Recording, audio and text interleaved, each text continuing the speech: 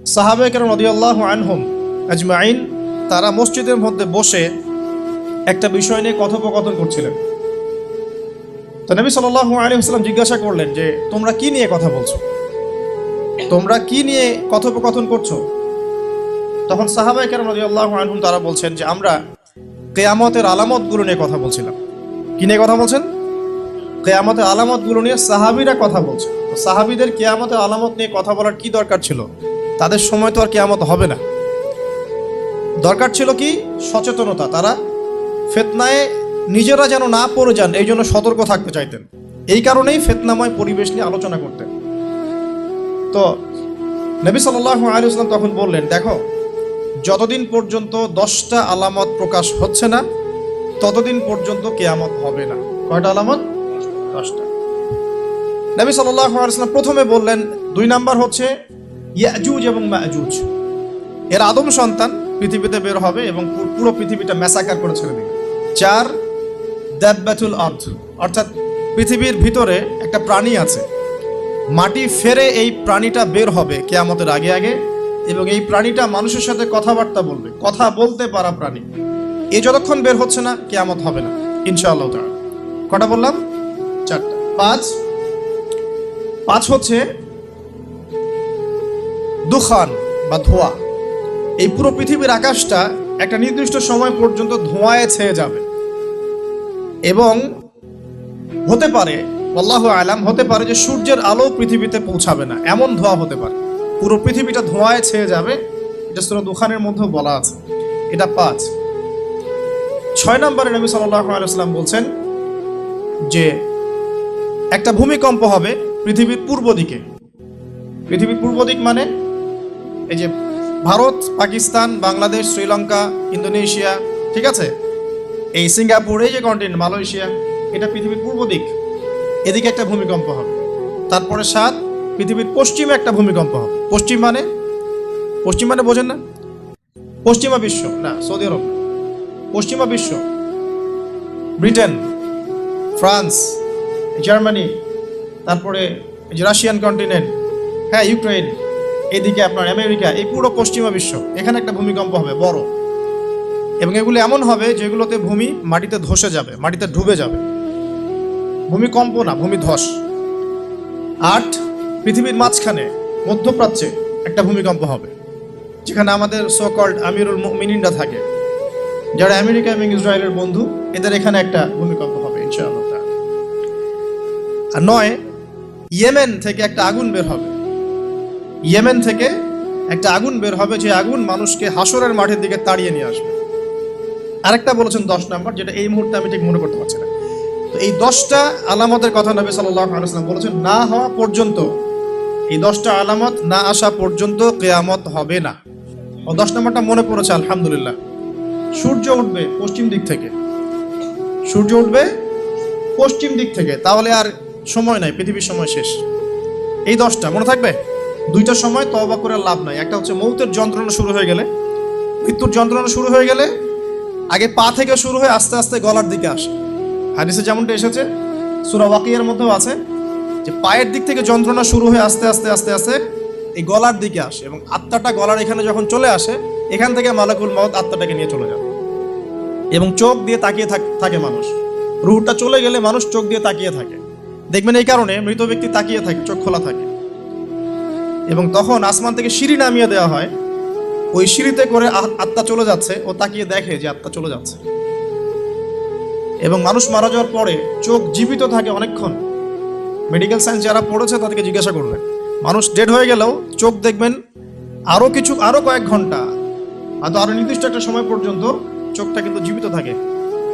এই জন্যে চোখ বন্ধ করে দিতে হয়। যাই হোক, যেটা বলছিলাম যে মৌতের যন্ত্রণা শুরু হয়ে গেলে তওবা করে লাভ নাই, তওবার দরজা বন্ধ। আর পশ্চিম দিক থেকে সূর্য উঠে গেলে তওবা করে লাভ নাই, তওবার দরজা। এরকম অনেক ফিতনা আছে যেগুলো থেকে মানুষ চাইলেও বাঁচতে পারছে না। আমরা হয়তো বাইরে দাড়ি টুপি পাগড়ি জুব্বা লাগিয়ে ঘুরছি ঠিকই, কিন্তু আমরা এরকম সামাজিক ফিতনাগুলো থেকে কেউই সেফ না। এই যে আপনাদের এলাকায় যে ফিতনাগুলো ছড়িয়ে পড়েছে, আস্তে আস্তে বাড়ছে না? এমন ফিতনা বেড়ে যাচ্ছে। এই জেনারেশনের কথা বলছে, এখনকার যারা হয়েছে তারা কিন্তু আগের জেনারেশন। এখন আমরা যাদের মানে জ্ঞানের আলোকে কথাগুলো বলছি, যাদের কাছে আমরা জ্ঞানের ক্ষেত্রে ঋণী, তারা কিন্তু সিনিয়র। প্রাচীন জ্ঞান নিয়ে আমরা কথা বলছি, আধুনিক কি দিতে পারছে না। তো এখানে একটা কথা বললাম, আঘাত করার জন্য বলি নাই, বিবেকে নাড়া দেওয়ার জন্য বলছি যে পড়াশোনার কোনো বিকল্প নাই। এভাবে ফ্যান্টাসি দিয়ে, আবেগ দিয়ে দিন ইসলামের কোনো উপকার হবে না, আদতে হয়ও নাই, হবেও না। কনস্ট্রাকটিভ কিছু কাজের দরকার আছে। তো যেটা বলছিলাম, আপনাকে সারা ওয়ার্ল্ড রুল করতে হলে প্রথমত আপনার স্টেট লাগবে। স্টেট ওরা কায়েম করে ফেলেছে। আপনার স্টেটের, রাষ্ট্রের সার্বভৌমত্ব দরকার আছে, এটাও ওদের হয়ে গেছে। আপনার সারা ওয়ার্ল্ডকে রুল করতে হলে সারা বিশ্বের ইকোনমিক সিস্টেম, অর্থনীতি নিয়ন্ত্রণ করতে হবে, তারা সেটা করেছে। ওয়ার্ল্ড ব্যাংকের মাধ্যমে করছে, IMF এর মাধ্যমে করছে, আরও বিভিন্ন সংস্থার মধ্য দিয়ে তারা ওয়ার্ল্ডের ইকোনমিক সিস্টেমটাকে নিয়ন্ত্রণ করে ফেলেছে। আপনি এর বাইরে যেতেই পারবেন না, এমনভাবে নিয়ন্ত্রণ করে ফেলেছে আপনি এর বাইরে যেতেই পারবেন না। এবং আরও কি দরকার? ম্যান পাওয়ার, জনসমষ্টি দরকার। এই জনসমষ্টির জন্য তারা ইউনাইটেড নেশনস ফর্ম করে ফেলেছে। আপনি ইউনাইটেড নেশনসের বাইরে যেতেই পারবেন, কেউ পারবে না। এখনকার এই রাষ্ট্রের, এই বিশ্বের কারো পক্ষে সম্ভব না। এর বাইরে গিয়ে কিছু করা কারো পক্ষে সম্ভব না, করতে গেলেই শেষ করে ফেলাবে। আর কি দরকার? আপনার সারা ওয়ার্ল্ডের মিডিয়া, প্রযুক্তি নিয়ন্ত্রণ করতে হবে। মিডিয়া নিয়ন্ত্রণে না থাকলে আপনি ইসলামকে আর মৌলবাদী, সন্ত্রাসী ধর্ম বলে প্রচার করতে পারবেন না। তো মিডিয়া নিয়ন্ত্রণ করতে হবে। মিডিয়া অলরেডি নিয়ন্ত্রিত, ওদের সমস্ত বড় বড় মিডিয়া ওদের হাতেই। আর কি লাগবে আপনার? টেকনোলজি। এই যে আপনি গুগল চালান, অ্যাপেল ইউজ করেন, এইটা ওইটা করেন, ফেসবুকিং, ইউটিউবিং, সব কিছু ওদেরই। আর আমরা মনে করি ফেসবুকের মধ্যে দিয়ে আমরা দিন কায়েম করে ফেলাবো একেবারে। কারণ বিগত 1400 বছরে কিন্তু আমাদের অবস্থা এমন ছিল না। ওমর রাদিয়াল্লাহু আনহুর যুগে আমাদের অবস্থা এমন ছিল, আবু বকর সিদ্দিকের যুগে এমন ছিল, তারপরে আপনার ওসমান আলী রাদিয়াল্লাহু আনহু তাদের যুগে কি আমাদের অবস্থা এমন ছিল? 4 খলিফার যুগ ছিল প্রায় 30 বছর। কত বছর? 30 বছর। 30 বছর ইসলামী খেলাফা চলেছে। তার আগে নবী সাল্লাল্লাহু আলাইহি ওয়াসাল্লাম 23 বছরে সমাজ সংস্কার করেছেন। ওই 23 বছর যদি ধরি, পরের 30 বছর এখানে কিন্তু ইসলামের জয় জয়কার। 4 খলিফার পরেও উমাইয়ারা শাসন এসেছে। কারা আসছে? উমাইয়ারা শাসন করেছে প্রায় 80 থেকে 90 বছর বা 92 বছর। এই 92 বছরেও কিন্তু মুসলিমদের অবস্থা এমন ছিল না। ছিল? কথা বুঝতে পারছেন না? ছিল না। তারপরে শাসন এসেছে আব্বাসীয়রা শাসন করেছে প্রায় 550 বছর। কত বছর? কথা বলেন। প্রায় 550 বছর। এই 550 বছরেও মুসলিমদের অবস্থা এমন ছিল না যেমনটা এখন আজকে আছে। তারপরে ফাতিমি খেলাফত গিয়েছে, তুলুনি খেলাফত গিয়েছে, এদিকে মামলুকদের শাসন গিয়েছে, কর্ডোভার ইসলামিক খেলাফত গিয়েছে, মোগলরা চলে গেছে, উসমানীয়রা চলে গেছে। মুসলিমদের অবস্থা কিন্তু এমন ছিল না। এই হিস্ট্রিগুলো কয়জন জানো? এই 1400 বছর ইসলামের হিস্ট্রিগুলো কয়জন জানো? এই 1400 বছরে আমাদের অবস্থা কিন্তু এমন ছিল না। এখন বর্তমান সিচুয়েশন আর এই 1400 বছরের সিচুয়েশনকে আমরা মিলাতে পারছি না। পারছি না। করণীয় কি আপনার? কেন হলো এই অবস্থা? মানে কি করতে হতো বা কি করা উচিত? কেন হলো এই অবস্থা? মোটা দাগে কয়েকটা কথা হচ্ছে, আমরা বেশিরভাগই, ইল্লা মাশা আল্লাহ, আমরা বেশিরভাগই কোরআন এবং সুন্নাহ থেকে দূরে সরে আসছি। 1 নাম্বার। 2 নাম্বার, আমরা বেশিরভাগই আমলের দিকে জোর যতটা না দিয়েছি, ইলম অর্জন, জ্ঞান অর্জনের দিকে অত বেশি জোর দেইনি। কথা বুঝতে পারছেন না মনে হয়? আমরা আমলের দিকে জোর দিচ্ছি না এমন না, আমল করতে চাই আমরা খুব, কিন্তু কোরআন সুন্নাহর গভীর জ্ঞান অর্জন করা এবং সমসাময়িক বিশ্বের জ্ঞানগুলো অর্জন করার দিকে আমরা কিন্তু খুব একটা ফোকাস করছি না। অনেকে তো এখন পর্যন্ত এই যুগে এসেও জেনারেল শিক্ষাকে স্বীকৃতি দিচ্ছেন না। এই শিক্ষাটার দরকার আছে, কোরআন সুন্নাহর সাথে এই শিক্ষাটা অর্জন করলে বিশ্বকে এগিয়ে নেওয়া যাবে। আমরা তো স্বীকৃতি দিচ্ছি না। ইংরেজি শিখলে এখনো অনেকের চুলকানি হচ্ছে, না দরকার নাই। ম্যাথামেটিক্সের দরকার নাই, সায়েন্সের দরকার নাই, আইসিটির দরকার নাই, হ্যাঁ, আন্তর্জাতিক বিশ্ব সম্পর্কে জানার দরকার নাই। এগুলো কিন্তু আমরা এখনো ঢুকাচ্ছি না। ঢুকালেও খুব লো স্কেলে, যেটাতে খুব একটা কাজ হচ্ছে না। দেখেন, আমরা আমলের দিকে খুব ফোকাস করেছি ঠিকই, কিন্তু পরিপূর্ণ জ্ঞান অর্জনের কনস্ট্রাকটিভ সিলেবাসের দিকে আমরা কিন্তু সবাই ফোকাস করি নাই। বিগত 100 বছর আমরা পিছিয়ে আসছি এখানে। আবার যারা জেনারেল লাইনে পড়েছি আমরা বেশিরভাগ, তারা মাশাআল্লাহ 20-25 বছর পড়েছি। এখানে আবার আমরা ইসলামটা পাই নাই। এখানে ইসলাম থেকে আমরা আবার সরে আসছি। আমরা অনেক কিছু শিখেছি, ডক্টর হয়েছি, ইঞ্জিনিয়ার হয়েছি, পলিটিশিয়ান হয়েছি, ইকোনমিস্ট হয়েছি, কিন্তু ইসলামিক বেসিক জিনিস জানি না। অজুর ফরজ জানি না, নামাজের ফরজ, ওয়াজিব, সুন্নাত, মোস্তাহাব জানি না। আছে না? ফরজ গোসল কেমন করে করতে হয় সেটাও আমরা বুঝতে পারছি না, জানি না অনেকেই। পরে যখন হেদায়েত আসে তখন আবার পড়াশোনা শুরু করি, তখন জানি। সিলেবাস ওয়াইজ আপনি পাচ্ছেন না। এখানে জ্ঞানের একটা দৈন্যতা আছে না, মেরুকরণ আছে না, এই জ্ঞানের মেরুকরণ হচ্ছে দায়ী, প্রথম কথা। তারপরে হচ্ছে কোরআন সুন্নাহ থেকে সরে আসা, 2 নাম্বার। 3 নাম্বার, আমল করেছে ঠিকই, কিন্তু পরিপূর্ণ আমলে আমরা বিশ্বাসী না অনেকেই। হ্যাঁ, যে আমলগুলো করলে কোনো সমস্যা হয় না সেগুলো করছি ঠিকই, যে আমলগুলো করলে সমস্যা হবে সেগুলো আবার করতে চাই না। কিরকম? নামাজ পড়লে কোনো সমস্যা নাই, আপনি নামাজ পড়বেন, তাসবিহ তাহলিল করবেন, হ্যাঁ আপনি সময় লাগাবেন, ওকে ফাইন। কিন্তু সুদ নিয়ে কথা বললে বা সুদের এগেনস্টে কিছু করলে প্রবলেম, আপনি পড়তে যাচ্ছেন না। ওটা নিয়ে লেকচার দিলে আপনার চাকরি থাকবে না, আপনার ইমামতি থাকবে না। হ্যাঁ, আপনি স্টেজে উঠছেন, মাহফিল কমিটি কানে কানে বলে দিচ্ছে যে এখানে ভাই অনেক সুদখোর আছে, সুদ নিয়ে কথা বলা যাবে না, এখানে ভাই অমুক আছে ভাই, এগুলো নিয়ে কথা বলা যাবে না। হ্যাঁ, আমাদের মাহফিলে যিনি দান করেছেন উনি আবার অনেক বড় তামাকের ব্যবসায়ী, তামাক নিয়ে কথা বলেন যাই বলে। এই যে পরিপূর্ণ যে আমল, মানে ইসলামের পরিপূর্ণতা আমি আমল করব, পারি না পারি আগে বিশ্বাস তো করবো যে হ্যাঁ পরিপূর্ণটাই ইসলাম। এখন পারছি না সেটা আলাদা বিষয়। এখান থেকে আমরা অনেকে সরে আসছি। আর কি দেখেন, আমরা কিন্তু আদর্শ পরিবারটা গড়তে অনেকে ব্যর্থ হয়েছি। 4 নাম্বার। 5 নাম্বার, পরিবারের একজন নামাজ পড়ে, বাকিরা পর্দা নাই, নামাজ নাই, খেয়ালও নাই আমাদের অনেক। আবার দেখবেন আমাদের মা বোনদের পর্দা শিথিলতা করে দিয়েছি আমরা, সব জায়গায় উন্মুক্ত হয়ে ঘুরছে। তার চেয়ে বড় কথা, আমরা কিন্তু অনেকে আবার হারাম রিজিকে ঢুকে গেছি। রিজিকের ক্ষেত্রে আমরা হালাল হারামে পরোয়া করছি না, সুদ ঘুষ জেনা ব্যভিচার সবখানেই আছি আমরা, দুর্নীতি সব জায়গায় আছে। এই আর কি কারণ। সবচেয়ে বড় কথা, ইউনাইটেড নেশনসটা, মানে আমাদের মুসলিম উম্মার ইউনিটিটা নষ্ট হয়ে গেছে। সবাই বাহ্যিকভাবে যদি বলি আমরা সবাই ভাই ভাই, কিন্তু আপোষে আমরা আসলে হিংসাত্মক মনোভাব মানে পোষণ করছি, বোধ পলিটিক্যালি এবং ধর্মতাত্ত্বিকভাবে। দেখবেন এই যে সিজন আসবে, ইলেকশনের সিজন, নিজের ভাই, আপন ভাই ভাই মারামারি করবে। উভয় মুসলিম, ওই ভাইও মুসলিম, এক্স, এই ভাই ওয়াই, এও মুসলিম, এক্স ওয়াই মারামারি করে, দুজনে মুসলিম। দুনিয়ার জন্য, দুনিয়ার একটা ক্ষমতার জন্য উভয় ভাই ডেমোক্রেটিক পদ্ধতি থেকে মারামারি করে জীবন শেষ। অথচ দুইজনই আমার ভাই, দুইজন মরলে জানাজা পড়বো, তাই না? দুইজনে মুসলিম, আমরা চাবো দুজনে জান্নাতে যাক।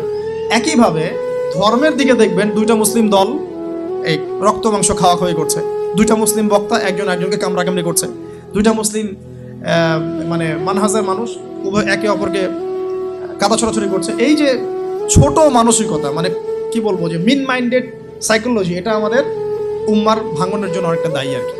আমরা লিবারেল হতে পারি নাই, উদার হতে পারছি না, সবাইকে ভাই মনে করতে পারছি না, সবার কল্যাণকামী হওয়ার মানসিকতাটা হারিয়ে যাচ্ছে।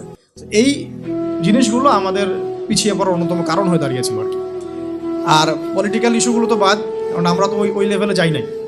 এখন তো ইসলামিকভাবে ওইটা সব জায়গায় ইম্পোজ করা হয় নাই, এই কারণে আপনি ওয়ার্ল্ড অ্যাফেয়ার্সে গিয়ে ইসলাম নিয়ে কথা বলতে পারছেন না। তো অনেকগুলো কারণেই আমরা পিছিয়ে পড়েছি। এই কারণগুলো কীভাবে সলভ করা দরকার সেটা আপনারা আরও ভালো বুঝতে পারছেন। জ্ঞান অর্জনের দরকার আছে, এখন আমল বাড়িয়ে দেওয়ার দরকার আছে, আদর্শ পরিবারের প্রয়োজন আছে, হালাল রিজিকের প্রয়োজন আছে, পর্দায় চলে আসার দরকার আছে, আমাদের আগামী প্রজন্মকে মানুষ করার দরকার আছে, উম্মার ঐক্যবদ্ধতার পিছনে কাজ করার দরকার আছে, এবং ইসলামের বিরুদ্ধে যে বিভ্রান্ত মতবাদগুলা, এগুলোর বিপক্ষে দালিলিক জবাব দেওয়ার প্রয়োজন আছে। এখন এভাবে কিন্তু আমরা আবারও ওই নতুন জায়গায় আসতে পারবো ইনশাআল্লাহ। আমি হতাশাবাদীদের অন্তর্ভুক্ত নই আমি ব্যক্তিগতভাবে, এবং এই উম্মা কখনো হতাশ হবে না ইনশাআল্লাহ। আর নবী সাল্লাল্লাহু আলাইহি ওয়াসাল্লাম মাত্র 23 বছরের মধ্যে যদি আইয়ামে জাহিলিয়াতকে পরিবর্তন করে ফেলতে পারেন, তাহলে সেই আল্লাহ যদি জীবিত থাকেন, সেই নবীর সুন্নাহ যদি জীবিত থাকে, এবং সেই কোরআন যদি আমাদের হাতে থাকে, আজকেও সম্ভব সারা ওয়ার্ল্ডের প্রেক্ষাপট পরিবর্তন করা। আমরা বড় স্বপ্ন দেখতে চাই, ছোট স্বপ্ন দেখবেন কেন? বড় স্বপ্ন দেখবেন। এই স্বপ্নের উপর দাঁড়িয়েই তো ইনশাআল্লাহ ইমাম মাহদী এই বিশ্বে ইসলাম প্রতিষ্ঠা করবেন না? তিনি কেমন করে করবেন? তিনি তো একা, কেমন করে করবেন? নিঃসন্দেহে তার কিছু মানুষ থাকবে যারা তার মতো করে চিন্তা করে, যারা পরিপূর্ণ ইসলাম পালনে নিজেকে উৎসর্গ করতেও প্রস্তুত থাকবে। এমন তো কিছু মানুষ তিনি নিয়ে আসবেন, তিনি তো পারবেন। ঈসা ইবনে মারিয়াম তো আসবেন, আমি বললাম 10টা আলামত, তার মধ্যে একটা হচ্ছে ঈসা ইবনে মারিয়াম আসবেন, এবং তিনি এই জুলুমের ভিত্তিটা উপড়ে ফেলবেন। এটা কি এমনি এমনি হবে? অনেক ত্যাগ হবে, অনেক তিতিক্ষা হবে, অনেক পরিশ্রম হবে। হ্যাঁ, তাদের ইফোর্ট থাকবে, সারা বিশ্বের মধ্যে ইসলামটা আল্লাহ যাদেরকে পছন্দ করবে তাদের মধ্যে দিয়ে ছড়িয়ে দিবেন। একবার না একবার কিন্তু এটা হবেই। আমরা জানি আসন্ন সময়গুলো তাদের বিশ্বকে ডমিনেট করার সময়, কিন্তু তারপরে একটা যুগ আসবে যেই যুগে ইসলামের সোনালী সকাল কিন্তু আবারও দেখা যাবে ইনশাআল্লাহ। এখন কনক্লুশনে আসার আগে আমি জাস্ট কয়েকটা পয়েন্ট বলে শেষ করে দিই যে নবী সাল্লাল্লাহু আলাইহি ওয়াসাল্লাম, এই জায়গাটা একটু ভালো করে বোঝেন। নবী সাল্লাল্লাহু আলাইহি ওয়াসাল্লাম এমন একটা সমাজকে পরিপূর্ণরূপে পরিবর্তন করে দিয়েছেন যেই সমাজের ম্যাক্সিমাম শিরক করত, ম্যাক্সিমাম মূর্তি পূজা করত, শিরক করত, ম্যাক্সিমাম মানুষ সুদ খাইত, ম্যাক্সিমাম মানুষ মাদকদ্রব্য সেবন করত, মেয়েদের কোনো রকমের সম্মান ছিল না, এমনকি গোত্রীয় হানাহানি চরম পর্যায়ে, কথা কাটাকাটি হতে হতেই রক্তক্ষয়ী সংঘর্ষ হয়ে যেত। আমরা যেটাকে আইয়ামে জাহিলিয়াত বলি, এদিকে দেখেন, নবী সাল্লাল্লাহু আলাইহি ওয়াসাল্লাম আইয়ামে জাহিলিয়াতের একটা জাহেলি সমাজকে কত বছরে পরিবর্তন করেছেন বলেন? কত বছর? মাত্র 23 বছর। 23 বছর পরে মক্কার দিকে তাকিয়ে দেখেন, কোনো শিরক আছে কি? কোনো সুদ আছে? কোনো জেনা, ধর্ষণ, মাদক, মেয়েদেরকে জীবন্ত কবর দেয়া, মানবতা বিরোধী কোনো অপরাধ আছে? 23 বছর। কত বছর? আপনি হিস্ট্রি পড়েন, দর্শনের যে শাস্ত্রগুলো পড়েন, পড়ে দেখেন এমন কোনো দার্শনিক মতবাদ নাই, এমন কোনো ঐতিহাসিক সমাজ পরিবর্তনকারী মতবাদ নাই যেটা এত অল্প সময়ের মধ্যে সমাজ পরিবর্তন করে ফেলেছে। আমি চ্যালেঞ্জ করলাম। আমি নিজে পড়েছি হিস্ট্রি, আপনি পড়েন। আমরা ফিলোসফি পড়েছি, আপনি পড়েন। যে কোনো সভ্যতার কথা বলেন, ওই মার্ক্সীয় সভ্যতার কথা বলেন, আপনি ইতালির সভ্যতা বলেন, ব্যাবিলনের কথা বলেন, চাইনিজ বলেন, রোমকদের বলেন, কোনো সভ্যতাই মাত্র 23 বছরের ব্যবধানে সমাজ পরিবর্তন করতে পারে না। নবী সাল্লাল্লাহু আলাইহি ওয়াসাল্লাম 23 বছরের ব্যবধানে শুধু সমাজই পরিবর্তন করেন নাই, পুরো আরবের প্ল্যাটফর্ম চেঞ্জ করে দিয়েছেন। এবং তার উপর দাঁড়িয়ে প্রায় 1400 বছর মুসলিমরা সারা বিশ্ব শাসন করেছে। কথা বুঝতে পারছেন না? এখন যারা নবী সাল্লাল্লাহু আলাইহি ওয়াসাল্লামের পরেও নবুয়ত দাবি করছে, আমার পয়েন্টটা এখানে, তাদের মধ্যে কয়জন 23 বছরে সারা বিশ্ব চেঞ্জ করে ফেলছে বলেন? আছে একজন? এটাই প্রমাণ হয়, এটা একটা প্রমাণ যে এরা মিথ্যা, নবী সাল্লাল্লাহু আলাইহি ওয়াসাল্লাম সত্য। কারণ নবী সাল্লাল্লাহু আলাইহি ওয়াসাল্লাম মাত্র 23 বছরে যা করে দেখিয়েছেন, তারা শত শত বছর কাজ করে পারেনি। এতে প্রমাণ হচ্ছে যে আল্লাহ রাব্বুল আলামিনের পক্ষ থেকে নির্বাচিত নবী ছিলেন মুহাম্মদ সাল্লাল্লাহু আলাইহি ওয়াসাল্লাম, এবং তারা আল্লাহর পক্ষ থেকে নির্বাচিত মানুষ নন। যদি হতো তাহলে তাদের আদর্শ সারা বিশ্বে ছড়িয়ে পড়তো এবং সারা বিশ্ব তারা শাসন করতো। করতে পেরেছে? পারে নাই, ইনশাআল্লাহ পারবেও না। আরো প্রমাণ দেখেন।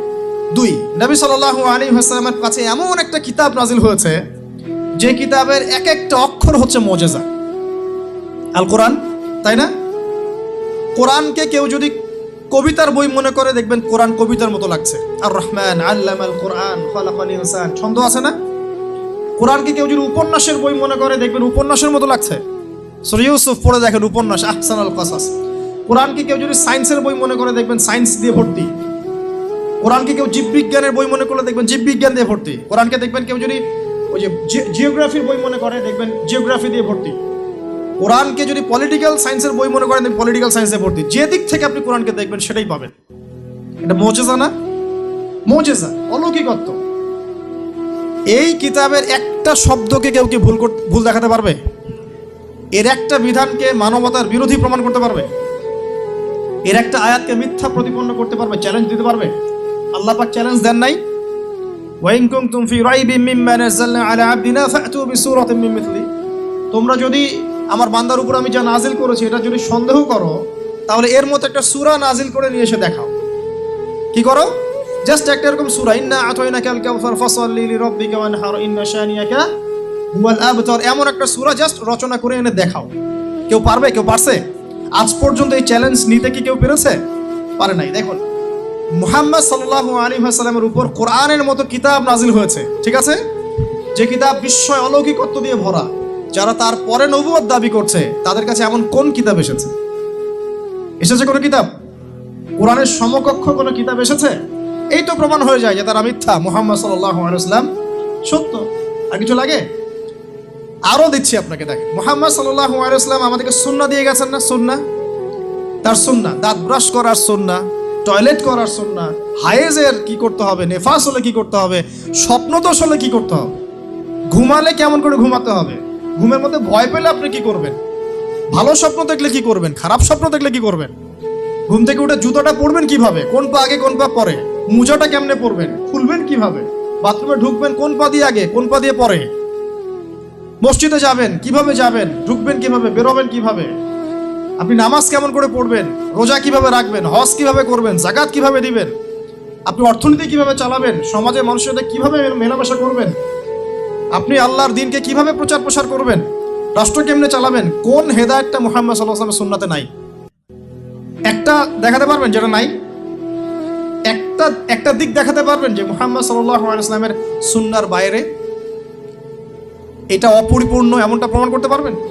তাহলে মুহাম্মদ সাল্লাল্লাহু আলাইহি ওয়াসাল্লামের সুন্নাহ হচ্ছে পরিপূর্ণ। তারপরে যারা নবুয়ত দাবি করেছে তাদের সুন্নাহর মধ্যে কি আছে? তাদের সুন্নাহর মধ্যে কি আছে? কতটুকু আছে? তারা কি একটা বিষয়ের হেদায়েত দিতে পেরেছে যে মেসওয়াক কেমন করে করতে হয়? নবী সাল্লাল্লাহু আলাইহি ওয়াসাল্লাম তো, এই যে আলেম ওলামা এখানে অনেক আছেন, আমি তাদের সামনে কথা বলতে আসলে গিল্টি ফিল করছি আর কি। তারপরে আলেম ওলামা আমাকে পিছন থেকে সাহস দেন বলে আমি কথা বলি, আর আমি ফিল করি যে আমি আসলে কিছু বলি না, আল্লাহ পাক বলার, আল্লাহ পাক বলার তৌফিক দেন বলেই বলতে পারি, আমার নিজের কোনো ক্ষমতা ও জ্ঞান নাই। এখানে দেখেন মিশকাতুল মাসাহাবি তারা পড়ান মাদ্রাসায়, দেখবেন ওখানে মাথার চুলটা কিভাবে আশ্রাতে হয় সেটার অধ্যায় লেখা আছে আলাদা করে। মাথার চুলটা কিভাবে আশ্রাতে হয় সেটার হেদায়েত আপনার নবী আপনাকে দিয়ে গেছেন। আর যদি এই হেদায়েতটা আমরা নেই না, কিন্তু রাষ্ট্র কিভাবে চালাতে হবে সেটাও নবীজি বলে গেছেন। আমরা নিতে পারি না বা নিচ্ছি না, হয়তো আমাদের অপারগতা আছে বা আমরা পারছি না। তো যে নবী আপনাকে পরিপূর্ণ একটা সুন্নাহ দিয়ে যাচ্ছেন জীবনের প্রতিটা ক্ষেত্রে, তারপরে যারা নবুয়ত দাবি করছে তারা এমন কোন সুন্নাহ দিয়ে গেছে? এতেই তো প্রমাণ হয় নবী সাল্লাল্লাহু আলাইহি ওয়াসাল্লাম সত্য এবং তিনি বাদ দিয়ে সবকিছু কি বাতিল। সে যেই হোক না কেন, এক্স ওয়াই জেড যেই হোক, আমি নাম নিতে চাই না, আমার নাম নিতে লজ্জা করে, ঘৃণা করে, রুচি করে না। আপনারা তো নাম নিয়ে কথাবার্তা বলছেন, আমার নাম নিতেও ঘৃণা করে, লজ্জা লাগে, আমার গায়রতে লাগে যে নবী সাল্লাল্লাহু আলাইহি ওয়াসাল্লামের পরে কারো নাম নিতে হবে অ্যাজ এ নবী, নাউজুবিল্লাহ। আরো আপনাকে দেখাচ্ছি, দেখুন পরিপূর্ণ জীবন বিধান। আল্লাহ পাক বলেননি যে এই দিন ইসলাম একটা পরিপূর্ণ জীবন বিধান? সূরা মাইদা 3 নম্বর আয়াত পড়ে দেখেন, আল-ইয়াউমা আকমালতু লাকুম দীনাকুম ওয়া আতমামতু আলাইকুম নি'মাতি ওয়া রাদিতু লাকুমুল ইসলাম দীনান। সূরা মাইদার 3 নম্বর আয়াত। এখানে আপনি দেখবেন বিদায় হজের সময় নাজিল হচ্ছে আয়াতটা। আল্লাহ পাক বলছেন যে আমি ইসলামকে একটা পরিপূর্ণ জীবন বিধান দিয়েছি। ইসলামকে পরিপূর্ণ জীবন বিধান দেওয়া হয়েছে কোরআন এবং সুন্নাহর মাধ্যমে, এবং কোরআন সুন্নাহর মধ্যে আপনি এমন কোনো বিধান নাই যেটা পাচ্ছেন না। মুহাম্মদ সাল্লাল্লাহু আলাইহি ওয়াসাল্লাম ছাড়া এমন কোন ব্যক্তি আছে যাকে এমন একটা পূর্ণাঙ্গ শরীয়ত দেওয়া হয়েছে? আছে? তাহলে এখানেই তো প্রমাণ হয় মুহাম্মদ সাল্লাল্লাহু আলাইহি ওয়াসাল্লাম আল্লাহর পক্ষ থেকে মনোনীত নবী এবং বাকি যারা তারা বাতিল। তারপর সামনে যান, নবী সাল্লাল্লাহু আলাইহি ওয়াসাল্লাম শুধু কি বই লিখে আর লেকচার দিয়ে দিন প্রচার করেছেন? প্রথম 3 বছর গোপন দাওয়াত দিয়েছেন। দেখেন 23 বছর, প্রথম 3 বছর গোপন দাওয়াত দিয়েছেন, পরে তিনি প্রকাশ্য দাওয়াত দিয়েছেন। মক্কায় থেকেছেন 13 বছর, তারপর মদিনায় হিজরত করে সেখানে 10 বছর। কখনো যখন সবর করার দরকার সবর করেছেন, যখন দাওয়াত দেওয়ার দাওয়াত দিয়েছেন, যখন অস্ত্র ধরার অস্ত্র ধরেছেন। সারিয়া করেছেন, সারিয়া এবং গাজওয়া। সারিয়া কি? যেখানে নবী সাল্লাল্লাহু আলাইহি ওয়াসাল্লাম অন্য কাউকে আমির হিসেবে দায়িত্বে পাঠিয়েছেন।